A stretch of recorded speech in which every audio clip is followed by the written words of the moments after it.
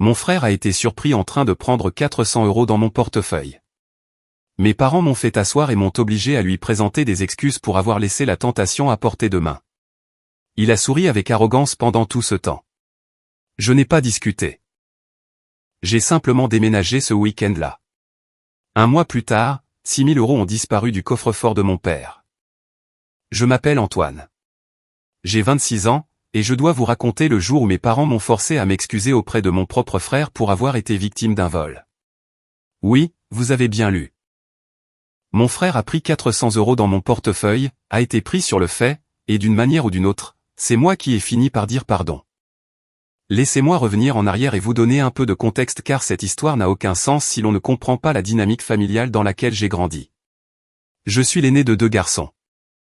Mon petit frère, Théo, a 23 ans aujourd'hui et il a été l'enfant prodige depuis le jour où il a pris sa première respiration. Je n'exagère pas. Il y a littéralement plus de photos des premiers pas de Théo sur le mur du salon qu'il n'y en a de toute mon enfance combinée. J'ai compté une fois quand j'avais 16 ans, ce qui est soit incroyablement triste, soit incroyablement mesquin. Et honnêtement, c'est peut-être les deux. En grandissant, j'étais le garçon discret. J'avais de bonnes notes, je ne m'attirais pas d'ennui.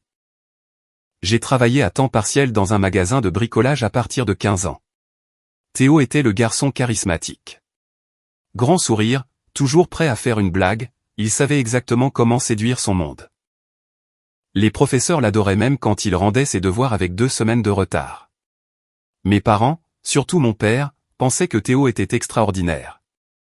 Ma mère n'était pas aussi évidente à ce sujet, mais elle avait cette façon de toujours trouver une excuse pour tout ce que Théo faisait. Et je dis bien toujours. Le gamin aurait pu causer un incident majeur à la maison, et elle aurait dit qu'il faisait juste des expériences. À l'âge de 22 ans, j'avais obtenu un brevet de technicien supérieur en comptabilité-gestion dans un institut universitaire de technologie, ce qui, je le sais, n'est pas vraiment légendaire, mais je l'ai payé moi-même, chaque centime. Je travaillais à temps plein dans un cabinet comptable de taille moyenne à Lyon et j'économisais pour déménager. Théo, pendant ce temps, avait abandonné sa 2e tentative d'études et était de retour à la maison, passant 14 heures par jour devant ses jeux vidéo et convainquant mes parents d'une façon ou d'une autre qu'il se cherchait. Le gars se cherchait, c'est sûr, il se trouvait sur le canapé tous les jours avec une manette dans une main et un paquet de chips dans l'autre. Maintenant, c'est ici qu'il faut comprendre la situation du logement.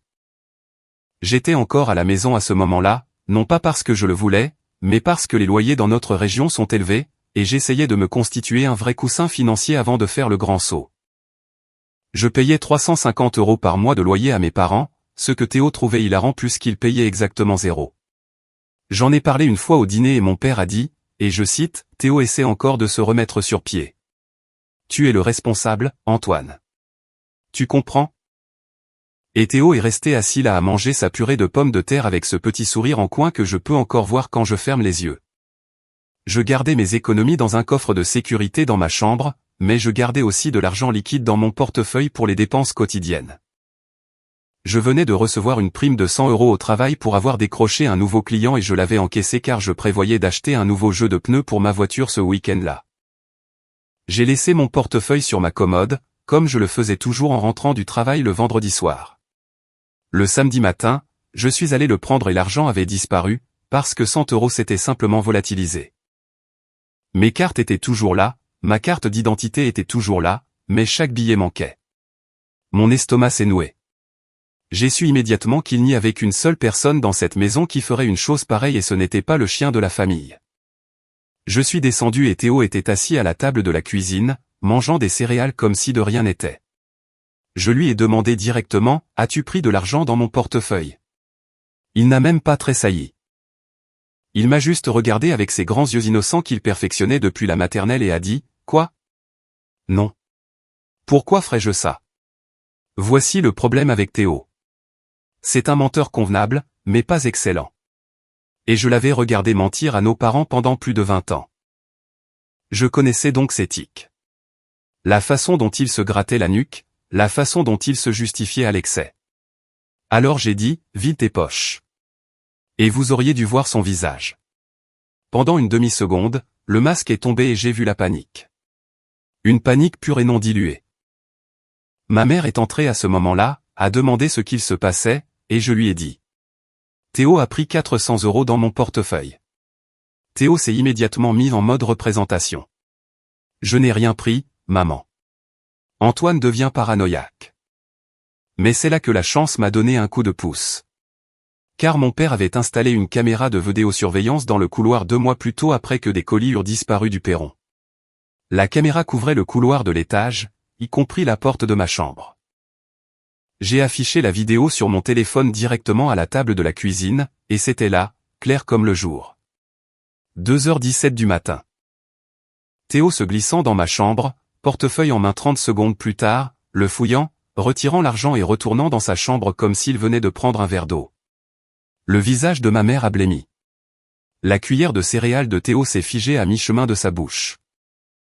Mon père, qui était entré pendant le visionnage, est simplement resté là, les bras croisés, et j'ai pensé, enfin. Enfin, c'est le moment où il le voit pour ce qu'il est.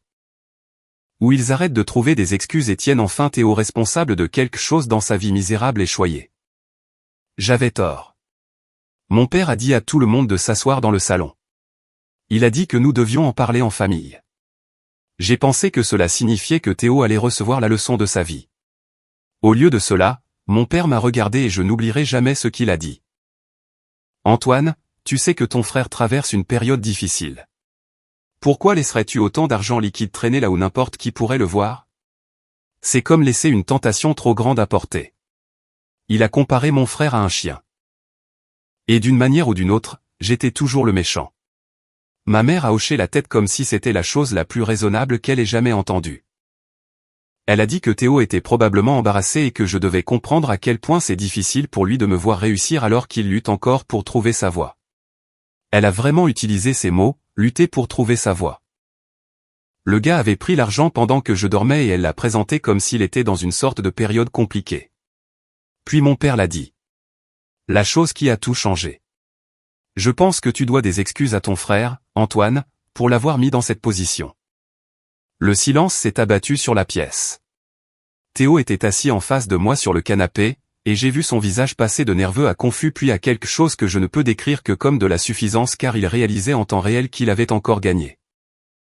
Que quoi qu'il fasse, nos parents plieraient la réalité pour le protéger.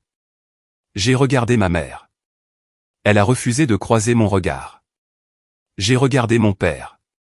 Il m'a fixé comme s'il me mettait au défi de contester. Et Théo s'est adossé, a croisé les bras et a eu un sourire en coin. Pas un sourire discret, non.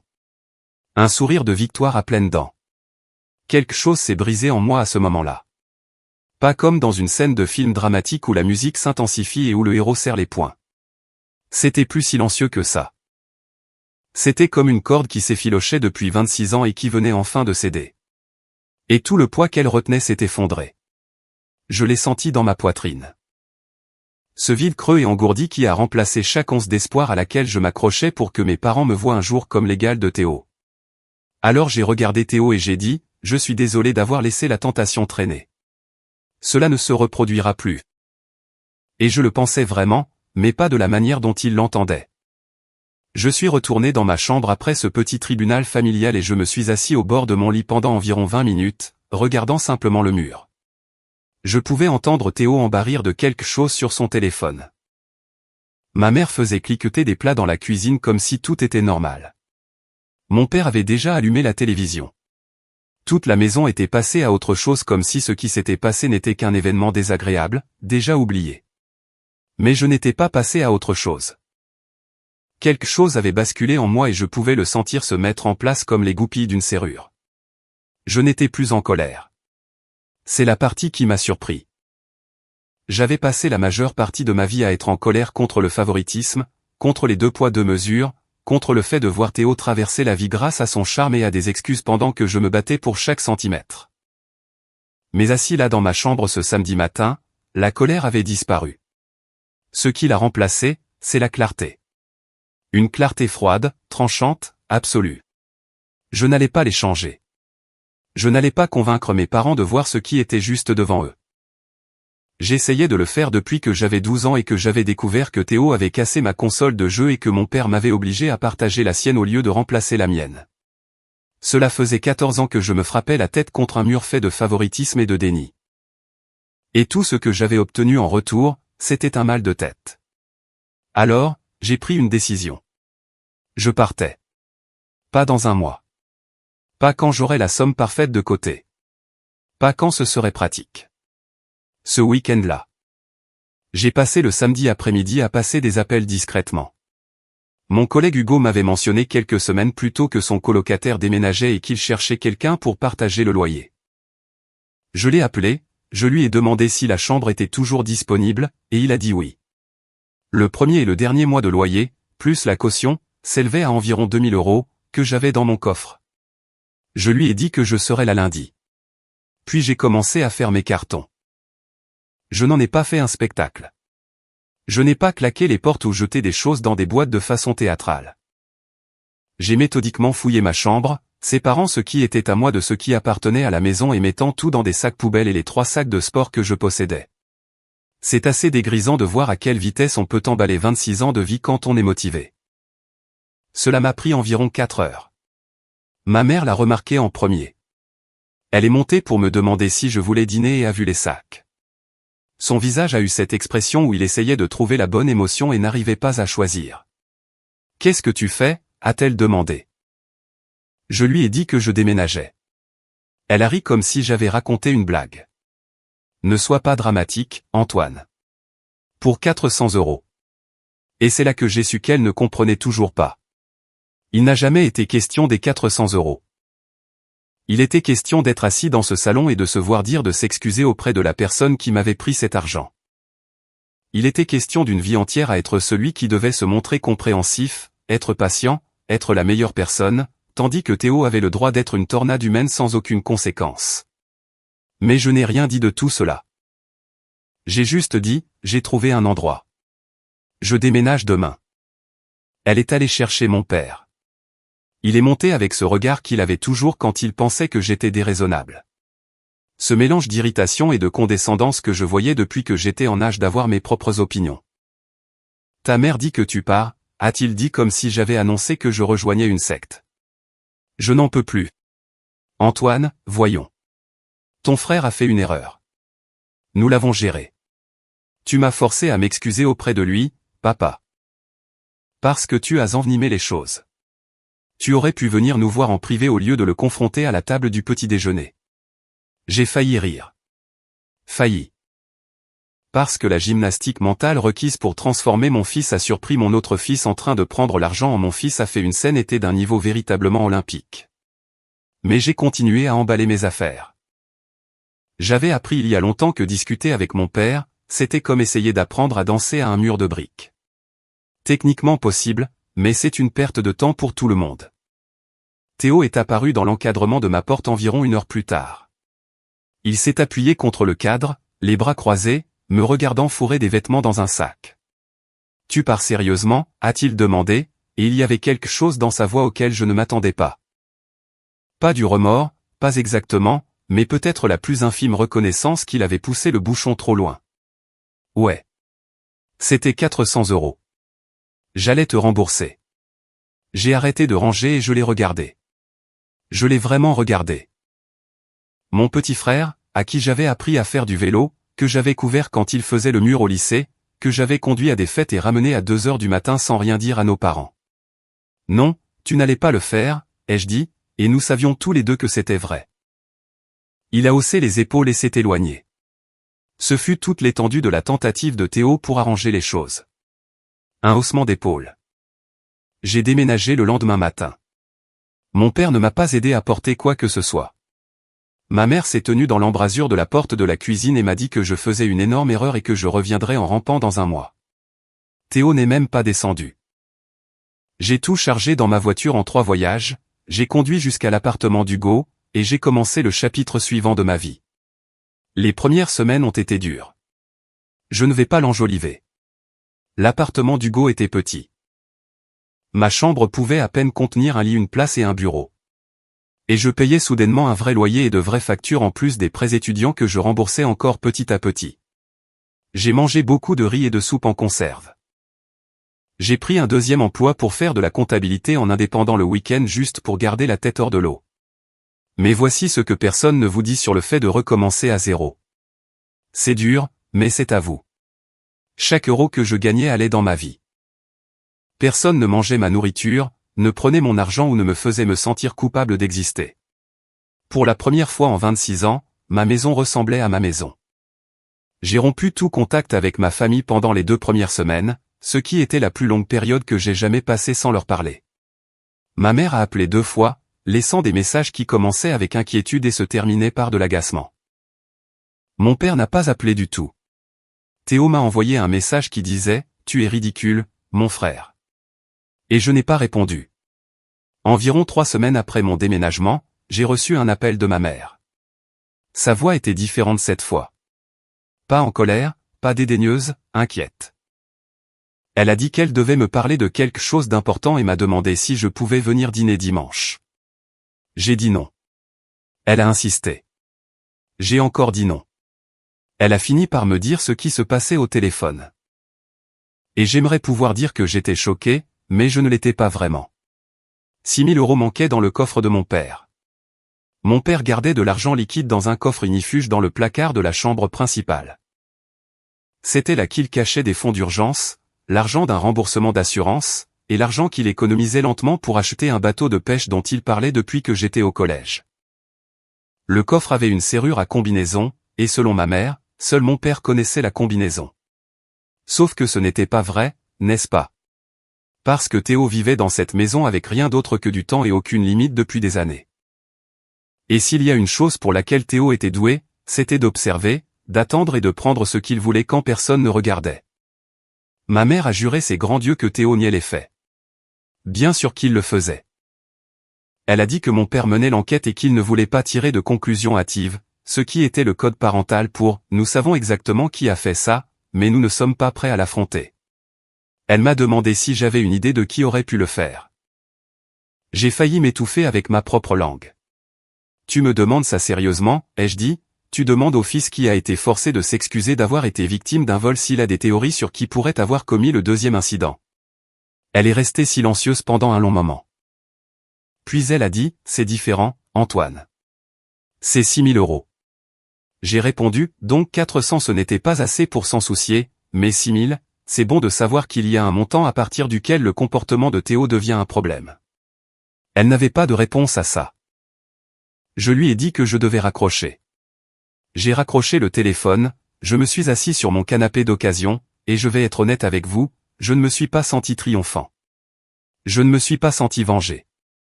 Je me sentais juste fatigué. Fatigué et triste pour une famille qui ne pouvait pas voir ce qui était juste devant eux jusqu'à ce que cela leur coûte 6 000 €. Les semaines qui ont suivi cet appel téléphonique ont été d'un calme étrange. J'ai gardé mes distances avec ma famille et me suis concentré sur la seule chose sur laquelle j'avais le contrôle, à savoir ma propre vie. Et écoutez, je ne vais pas m'asseoir ici et vous dire que j'ai vécu une sorte de montage de film où je suis passé de la lutte à la réussite du jour au lendemain avec une bande-son inspirante en fond. La vraie vie ne fonctionne pas comme ça. Mais les choses ont commencé à changer lentement au début, puis tout d'un coup. Au cabinet comptable, je travaillais d'arrache-pied depuis environ 4 ans. Un travail solide, pas de drame, toujours le premier arrivé et l'un des derniers partis. Ma patronne, une femme nommée Caroline, qui était à peu près aussi chaleureuse et douce qu'un contrôle fiscal, n'avait jamais été très généreuse en compliments.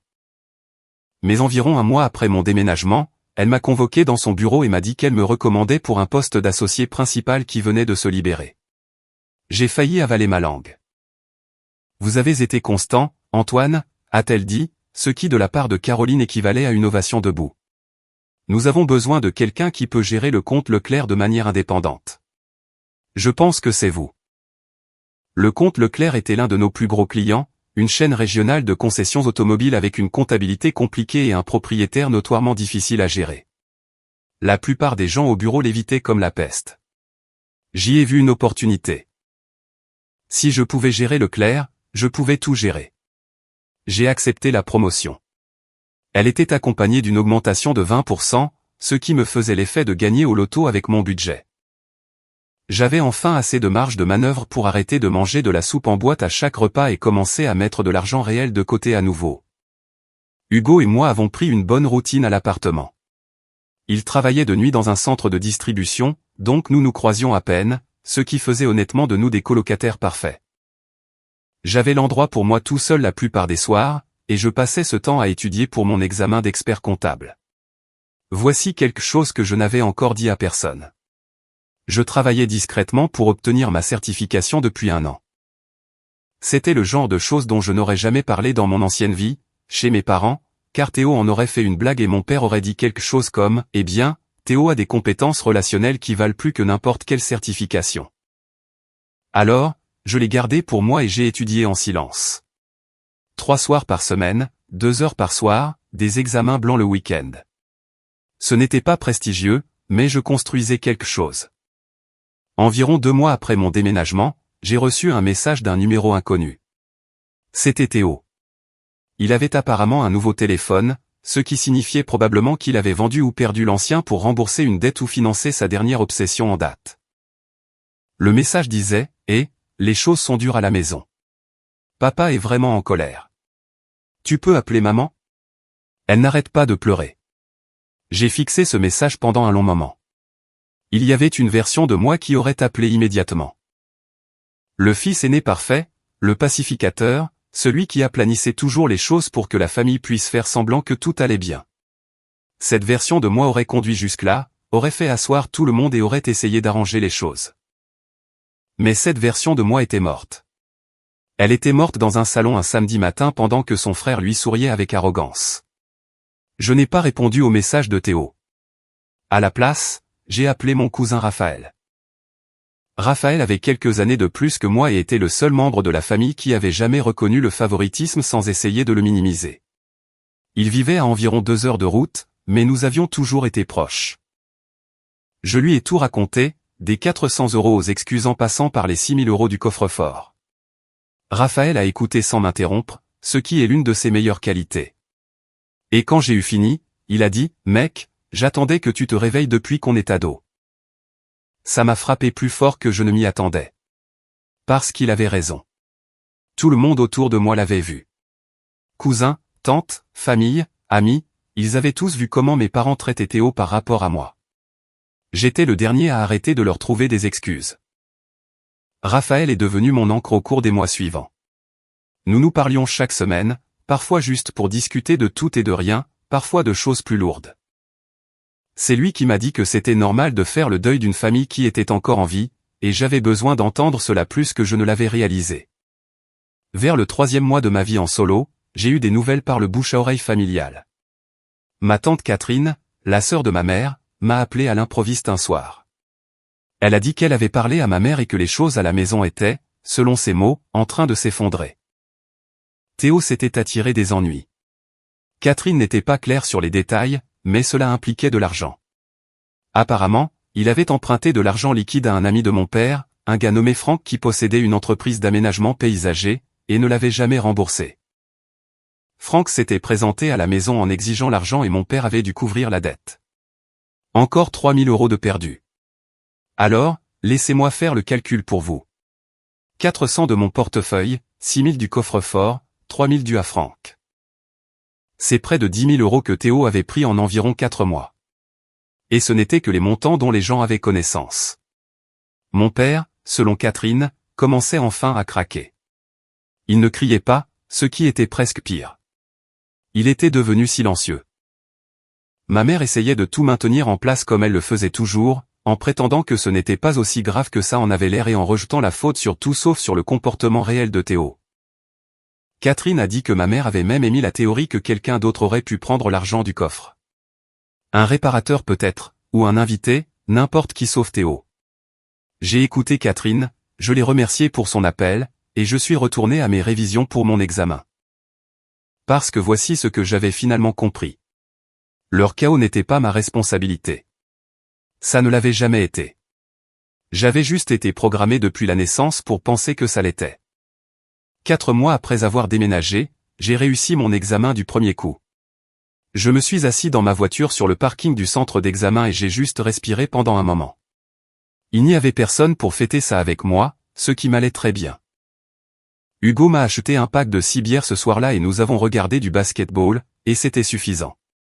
Caroline était ravie.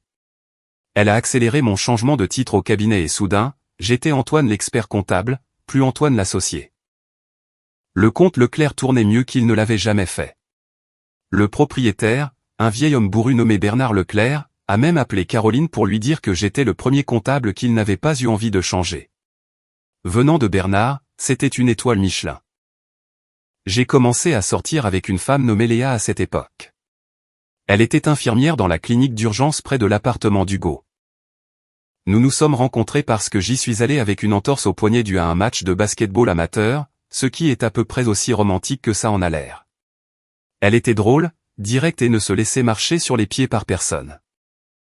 Et elle avait cette façon de me regarder quand je parlais qui me donnait l'impression que ce que je disais importait vraiment. Je ne m'étais pas senti ainsi avec quelqu'un depuis longtemps. Léa connaissait des bribes de ma situation familiale. Je ne lui avais pas tout déballé d'un coup, mais elle était assez perspicace pour combler les blancs. Un soir, nous étions assis sur le minuscule balcon de mon appartement et elle a dit, « Tu sais, pour quelqu'un qui a reçu de mauvaises cartes avec sa famille, tu t'en sors plutôt bien. » Je lui ai répondu que c'était parce que j'avais arrêté de jouer le jeu. Elle a souri et a dit, « Homme intelligent. » Au bout de 5 mois, j'étais dans la meilleure forme de ma vie, mentalement et financièrement. J'avais une carrière qui allait quelque part, une relation qui semblait saine, un colocataire qui était en fait un bon ami, et pour la première fois de ma vie, la paix.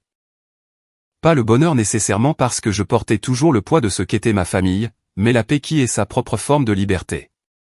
Et puis mon père a appelé pour la première fois en 5 mois. Sa voix semblait avoir vieilli de 10 ans. Il a dit qu'il avait besoin de me parler. Pas de Théo, pas de l'argent, d'autre chose, quelque chose de plus grand. Il a dit, ton grand-père a laissé un testament, Antoine. Et il y a quelque chose dedans que tu dois savoir. Mon grand-père Marcel est décédé quand j'avais 24 ans. C'était le père de mon père, un électricien à la retraite qui vivait seul dans une petite maison à environ 40 minutes de Lyon. Un gars discret, des opinions bien arrêtées, des mains comme du cuir après 50 ans de travail honnête. Lui et mon père avaient une relation compliquée, principalement parce que papy Marcel n'était pas du genre à dorer la pilule, et mon père n'était pas du genre à entendre des critiques sans les prendre personnellement. Mais papy Marcel et moi étions proches, plus proches que la plupart des gens de ma famille ne le réalisaient. Quand j'étais adolescent, j'avais l'habitude de conduire jusqu'à chez lui le week-end et de l'aider à faire des travaux autour de la maison, remplacer la rampe du Porsche, réparer les gouttières, peindre la cabane.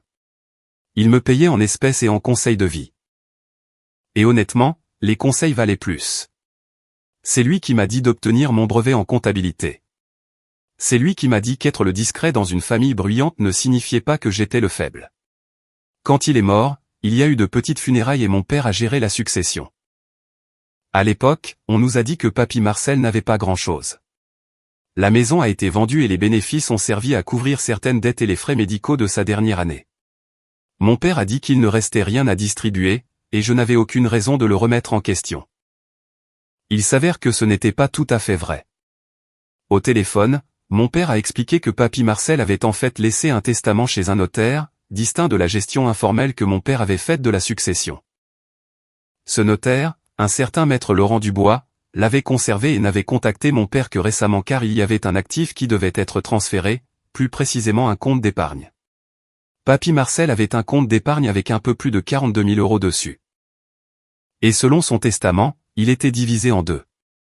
La moitié pour mon père et la moitié pour moi.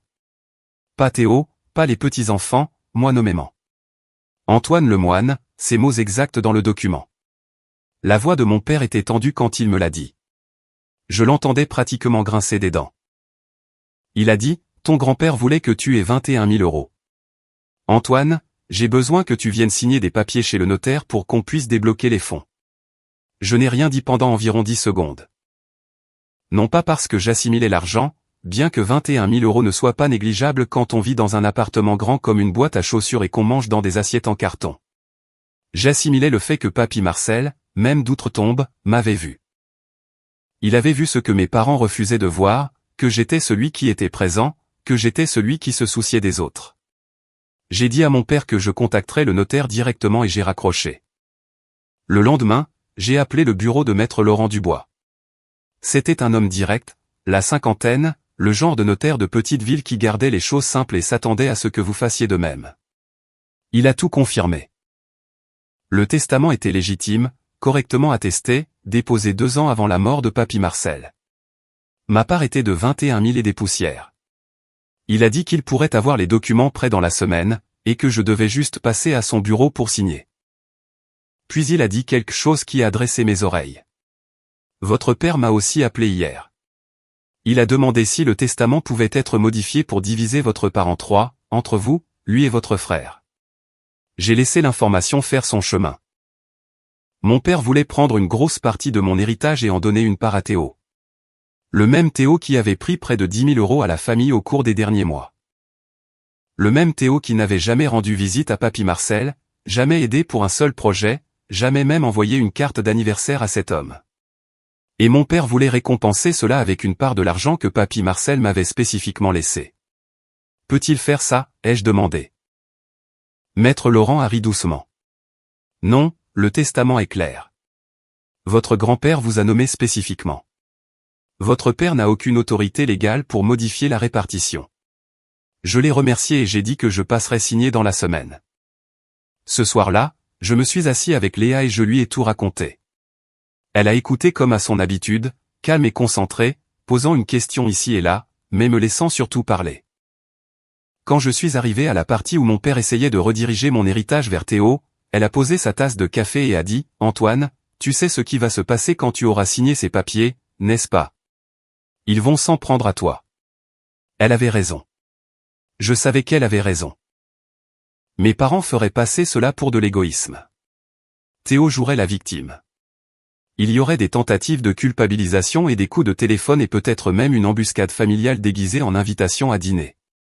La stratégie était plus vieille que moi, alors j'ai décidé d'être prêt. Pas agressif, pas mesquin, mais préparé.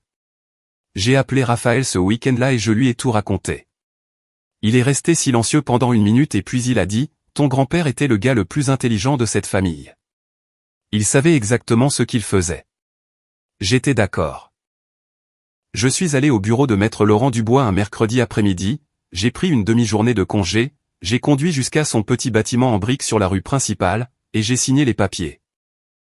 21 214 € ont été déposés sur mon compte dans les 5 jours ouvrables. Je me suis assis dans ma voiture après coup et j'ai appelé l'ancien numéro de téléphone de Papy Marcel par habitude. Il n'était plus attribué, évidemment, mais j'ai murmuré « Merci, papy ». À personne, et j'ai eu l'impression que quelqu'un l'avait entendu. L'argent est allé directement sur un compte d'épargne. Je n'y ai pas touché. Je ne l'ai pas fêté avec. Il est resté là comme une fondation, calme et solide, tout comme l'homme qui me l'avait laissé. Mon père a appelé. 3 jours plus tard, son ton avait changé par rapport au précédent appel. Fini la présentation neutre, presque professionnelle. C'était la voix que je connaissais le mieux. Celle qui signifiait que j'avais échoué à suivre le script qu'il avait écrit pour moi. Ton frère a des difficultés, Antoine. Vraiment des difficultés. Ton grand-père aurait voulu que tu aides ta famille. Papy Marcel n'a rien laissé à Théo, papa. C'était son choix. S'il avait voulu que Théo ait de l'argent, il aurait mis le nom de Théo dans le testament. C'était un vieil homme. Il ne savait pas ce que Théo traversait. Il savait exactement ce que Théo traversait. Il ne l'a juste pas récompensé. Silence. Alors tu te transformes en quelqu'un que je ne reconnais pas. Non, papa. Je me transforme en quelqu'un que tu n'as jamais pris la peine d'apprendre à connaître. Il m'a raccroché au nez, et cela m'allait très bien. Au cours des 2 semaines suivantes, j'ai commencé à recevoir des appels et des messages de ma mère, de Théo, de ma tante du côté de mon père, qui me connaissaient à peine mais qui avaient soudain de fortes opinions sur la loyauté familiale. La campagne de pression battait son plein. Théo m'a envoyé un long message disant qu'il essayait de changer et qu'il avait juste besoin d'un peu d'aide pour se remettre sur pied. Ma mère a laissé un message vocal en pleurant, disant que je déchirais la famille. Mais voici ce qu'aucun d'eux ne savait. J'avais parlé à Maître Laurent Dubois d'autre chose, quelque chose qui avait été soulevé lors de notre réunion et qu'il avait mentionné presque comme une réflexion après coup. Mon père avait été nommé exécuteur testamentaire de la succession de Papy Marcel. Et à ce titre, il avait vendu la maison et déclaré qu'il n'y avait plus aucun actif. Mais le compte d'épargne existait au moment de la vente, ce qui signifiait que mon père avait soit eu connaissance de l'argent et l'avait caché, soit fait preuve de négligence dans ses fonctions d'exécuteur testamentaire. Maître Laurent a dit que ce n'était pas nécessairement criminel, mais c'était absolument quelque chose qui pouvait être exploré si je voulais y donner suite. Je lui ai dit de garder cette idée de côté, non pas parce que je voulais l'utiliser, mais parce que je voulais l'avoir dans ma manche au moment de l'inévitable confrontation familiale, et elle arrivait. Ma mère m'a invité au dîner du dimanche spécifiquement, m'a-t-elle dit, parce que Théo avait quelque chose à me dire. Je savais ce que cela signifiait. Cela allait être une représentation. Théo s'excuserait. Mes parents présenteraient cela comme une évolution, puis ils passeraient à la demande de partager l'héritage. J'ai dit oui. J'ai dit à Léa dans quoi je m'embarquais. Elle m'a proposé de venir, mais j'ai dit non. C'était quelque chose que je devais faire seul. Elle m'a serré la main et a dit, « Rappelle-toi juste que tu ne leur dois rien. Pas un euro, pas une excuse, pas une seule seconde de ta paix. » J'ai conduit jusqu'à la maison de mes parents ce dimanche-là avec le calme d'un homme qui n'avait plus rien à perdre et tout à protéger. Je me suis garé devant la maison de mes parents à 17h un dimanche soir. La maison semblait la même que d'habitude. Même bardage bleu délavé, même allée fissurée, même panier de basket-ball sur lequel Théo et moi avions l'habitude de jouer enfant. Je suis entré et la table était mise. Ma mère avait fait du bœuf braisé, ce qui était son offrande de paix habituelle. La maison sentait l'ail et la sauce, et dans n'importe quelles autres circonstances, cela aurait été réconfortant. Théo était déjà assis à la table, portant une chemise boutonnée que je ne lui avais jamais vue, ce qui m'indiquait que ma mère l'avait habillé pour l'occasion comme un enfant allant à la journée de la photo. Mon père était sur sa chaise habituelle en bout de table, les bras croisés, le visage indéchiffrable. Nous nous sommes assis. Ma mère a servi le repas. Nous avons mangé en silence pendant environ 3 minutes, ce qui, dans ma famille, est une éternité. Puis mon père s'est éclairci la gorge et a dit, « Théo a quelque chose qu'il aimerait dire. » Théo a posé sa fourchette, m'a regardé, et a prononcé ce qui était clairement un discours répété. « Antoine, je sais que j'ai commis une grave erreur. Je n'aurais pas dû prendre cet argent dans ton portefeuille, et je suis désolé. Je traverse beaucoup de choses, et je ne pensais pas clairement. J'essaie de m'améliorer, et j'espère que tu pourras me pardonner. » C'était parfait au mot près, probablement écrit par ma mère. Théo a même réussi à avoir l'air un peu ému pendant son discours, bien que j'ai remarqué qu'il n'avait pas mentionné les 6 000 € du coffre-fort ou les 3 000 qu'il devait à Franck. C'est amusant de voir que les excuses ne couvraient que les 400, ceux avec des preuves vidéo. J'ai dit, « Merci, Théo. J'apprécie que tu le dises. » Ma mère a rayonné. Mon père a hoché la tête, l'air satisfait. Et puis est venu le revirement, pile à l'heure. « Antoine, » a dit ma mère, joignant les mains sur la table comme si elle s'apprêtait à mener une prière. « Nous avons réfléchi, l'argent de ton grand-père. C'était si généreux de sa part de t'inclure. Mais Théo essaie vraiment de changer les choses. Et nous pensions que peut-être, en tant que famille, nous pourrions parler de l'aider à prendre un nouveau départ.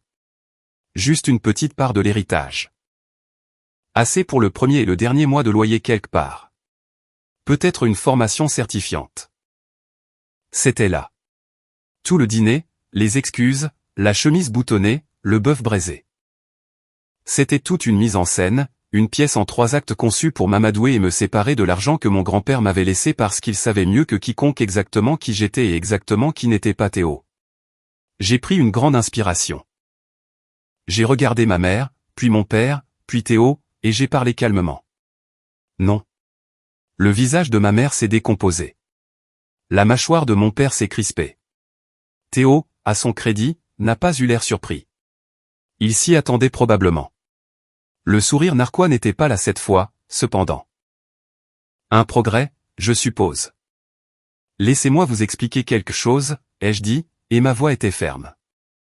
J'avais répété cela dans ma tête une 12aine de fois, mais en vrai, c'était différent, plus lourd. Papy Marcel m'a laissé cet argent. Pas à la famille, pas à Théo, à moi. Il a mis mon nom complet dans le testament. Ce qui veut dire qu'il y a réfléchi. Il a fait un choix délibéré. Et je vais honorer ce choix car c'est la seule fois de toute ma vie que quelqu'un dans cette famille a pris une décision qui disait que Antoine comptait. Ma mère a commencé à m'interrompre, mais j'ai continué. Savez-vous pourquoi je pense qu'il n'a rien laissé à Théo ? Ce n'est pas parce qu'il n'aimait pas Théo. C'est parce qu'il a vu ce que vous deux avez refusé de voir. Que donner de l'argent à Théo ne l'aide pas. Cela l'encourage. Chaque fois que Théo prend et que quelqu'un le couvre, il apprend que prendre fonctionne.